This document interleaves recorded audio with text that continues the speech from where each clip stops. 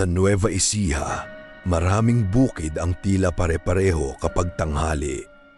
Malawak na palayan, mahahabang pilapil, mga puno sa malayo.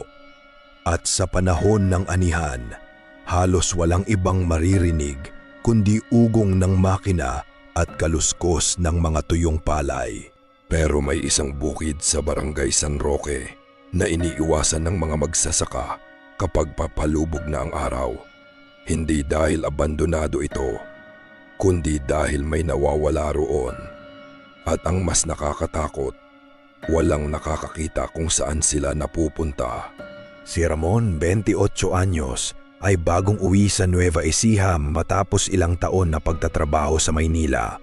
Dahil wala siyang permanenteng trabaho, tinulungan niya ang tiyuhin niyang si Mang Lito sa bukid. Isang gabi, bandang 10:00, tumawag ang tiyuhin niya. "Ramon, pwede mo bang puntahan yung kabilang bukid?" "Ngayon po?" "Oo, naiwan ko yung makinang pang-ani. Bukas ko pa makukuha kung hindi mo kukunin ngayon." Napabuntong hininga si Ramon.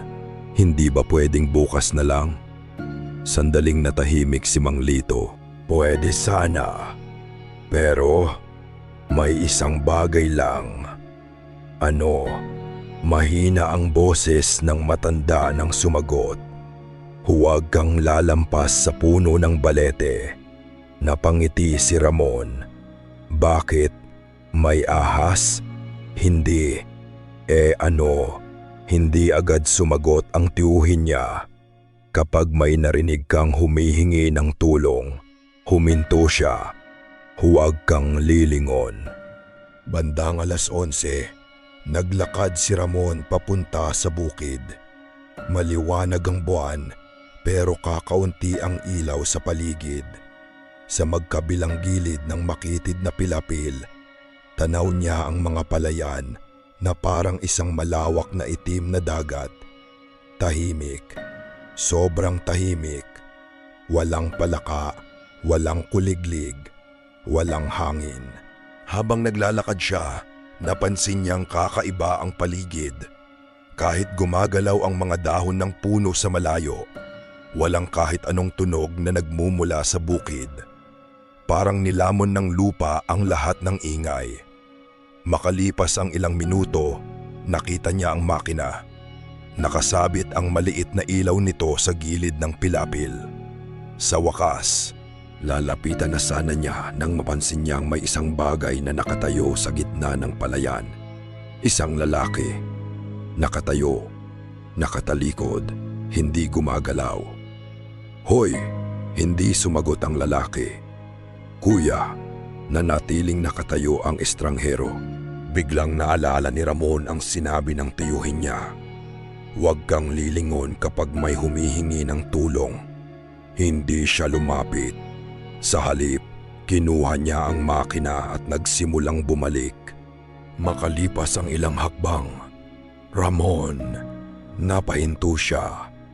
Boses iyon ng isang matandang babae, galing sa likuran. "Ramon!" Nanlamig ang batok niya. Hindi niya kilala ang boses. "Anak, mas malapit na. Tulungan mo ako." Pumikit si Ramon. Hindi siya lumingon. Nagpatuloy siya sa paglalakad. Ngunit habang naglalakad siya, may narinig siyang yabag sa likuran. 1, 2, 3. Sinundan siya. Mabagal. Huminto siya. Tumigil din ang yabag. Naglakad siya ulit, sumunod, hanggang sa maramdaman niyang may malamig na hangin na dumampi sa batok niya. At pagkatapos, may bumulong malapit sa kanyang tenga. "Bakit hindi ka lumilingon?"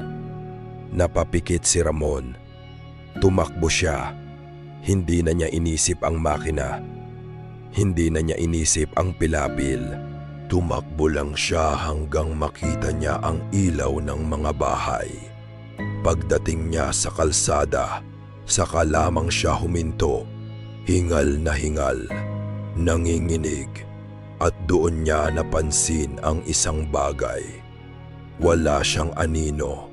Tumingin siya sa ilalim ng ilaw ng poste. May katawan siya, may mga paa, pero walang anino. Kinabukasan, kasama ang tiyuhin niya, bumalik sila sa bukid.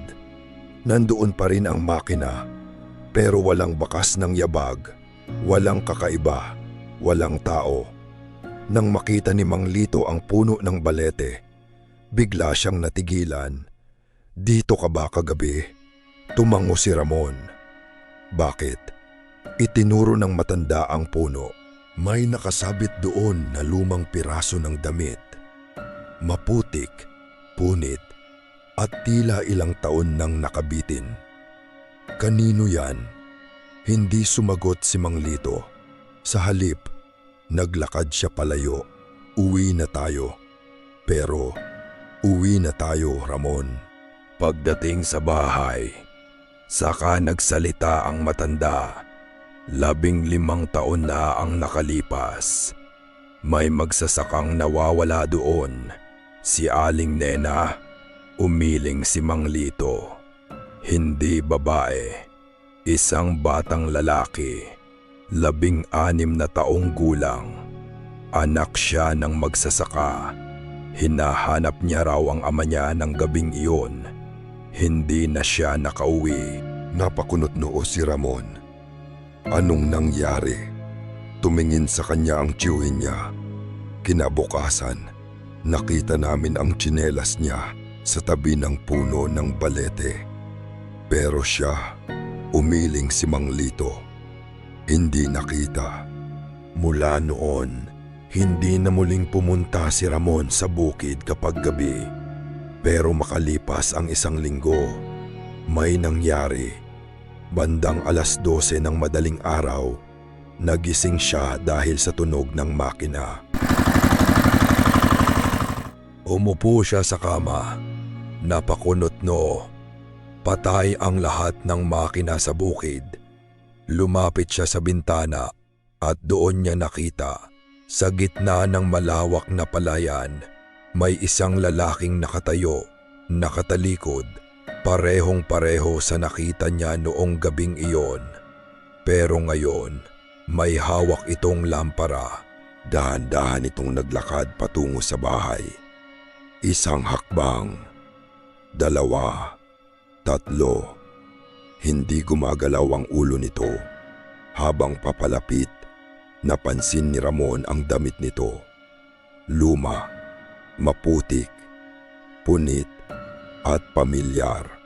Nang makarating ang lalaki sa tapat ng bintana, huminto ito. Dahan-dahan itong itinaas ang mukha. At kahit nakasara ang bintana, narinig ni Ramon ang boses. "Ramon," nanginginig siyang napaatras. "Hindi kita tinulungan kagabi." Ngumiti ang lalaki. Isang ngiting hindi dapat kayang gawin ng mukha ng tao. "Kaya ngayon, ikaw naman ang susunod." Biglang namatay ang ilaw sa buong bahay. At sa gitna ng dilim, narinig ni Ramon ang tunog ng mga yabag sa loob ng kanyang kwarto. Papunta sa kanyang kama. Kinabukasan, wala na si Ramon. Naiwan lamang ang kanyang tsinelas sa tabi ng kama. At sa labas ng bahay, may mga bakas ng paa na papunta sa bukid. Sinundan ni Mang Lito ang mga iyon. Huminto ang mga bakas sa ilalim ng puno ng balete. May nakita siyang bagong piraso ng damit na nakasabit sa sanga. At sa puno, gamit ang isang matalim na bagay, may bagong pangalan na nakaukit. Ramon. Mula noon, walang magsasaka sa lugar ang pumupunta roon pagsapit ng gabi. Dahil may isang bagay silang natutunan. Kapag nasa gitna ka ng palayan at biglang nawala ang lahat ng tunog, huwag kang maghahanap kung sino ang tumawag sa iyo. Dahil baka hindi tao ang tumatawag. At kung marinig mo ang sarili mong pangalan mula sa likuran, huwag na huwag kang lilingon. Dahil baka sa oras na gawin mo iyon, hindi ka na muling makabalik.